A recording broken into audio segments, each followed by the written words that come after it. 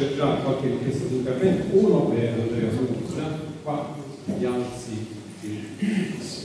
presenta da 7 che non dovrei fare già.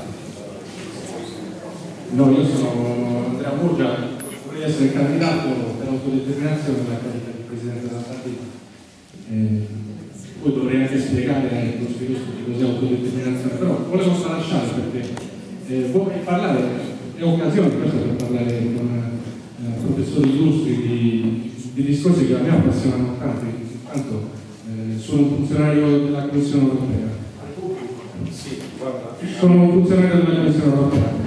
Ecco, la prima considerazione è quando si va in Europa e si dice, tutti i miei colleghi mi chiedono ma cos'è il mezzogiorno? Perché il mezzogiorno non esiste, non è un dato statistico definito.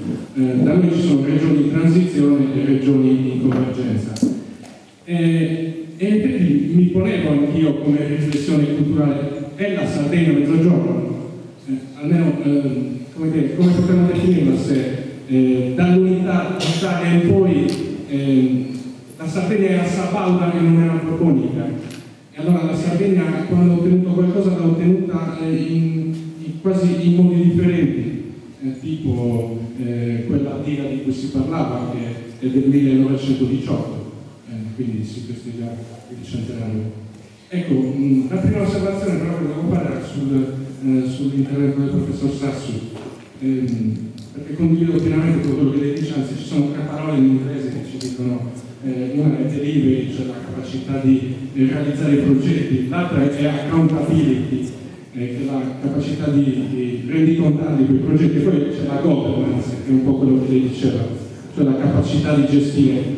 E nelle statistiche che abbiamo noi la governance delle regioni del sud Italia è la più bassa, e probabilmente lì possiamo mettere una parte di soldi quanti ne vogliamo, che tanto se non sono gestiti bene non produrranno frutti.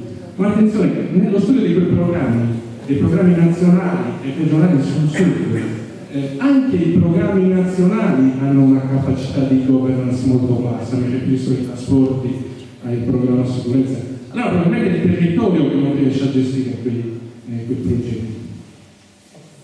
Faccio un esempio, nel 1962, legge di rinascita, nasce il Centro Regionale di Programmazione, Eftisio Correas, Presidente della Regione, Amintore Pampani, Presidente del Consiglio. La rinascita non c'è stata, il Centro Regionale di Programmazione c'è ancora, nello stesso schema 18 esperti che vengono assunti ogni tanto con chiamata diretta.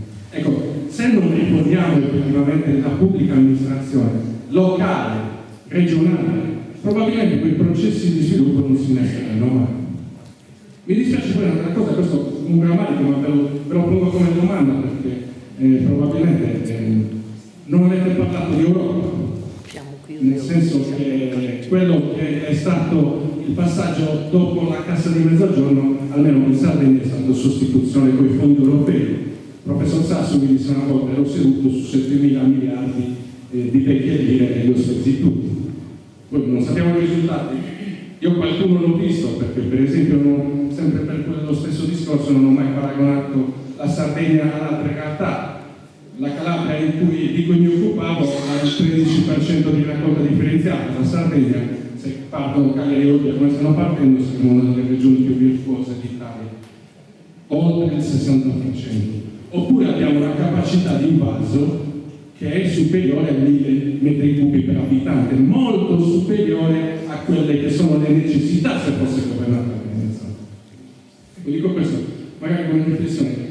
Se non ci fosse stata l'Europa, se non ci fosse stata quella ripartizione dei fondi europei, siete sicuri che le cose sarebbero andate come sono andate? E poi, siccome quei fondi europei erano addizionali rispetto ai fondi statali, a mio parere è mancato lo Stato, cioè lo Stato ha fatto il giochetto delle 3 carte, ha investito al nord con le grandi opere, la grande velocità, l'alta capacità, le grandi opere infrastrutturali, e ha lasciato che i fondi europei sopperissero in parte al disagio di una mancata politica meridione. Ecco, questa è una riflessione che volevo fare. Attenzione, quando abbiamo fatto infrastrutture, fin tanto che le abbiamo fatte in Sardegna qualcosa è stato fatto. Adesso l'indice infrastrutturale sardo è a 51 rispetto al 100 nazionale. Ecco, quando si tratta di progettare infrastrutture di altro tipo, capitale sociale per esempio, è molto più difficile, non ci sono esiti positivi. Ecco. Riflessioni da tecnico più che da candidato Presidente. Grazie.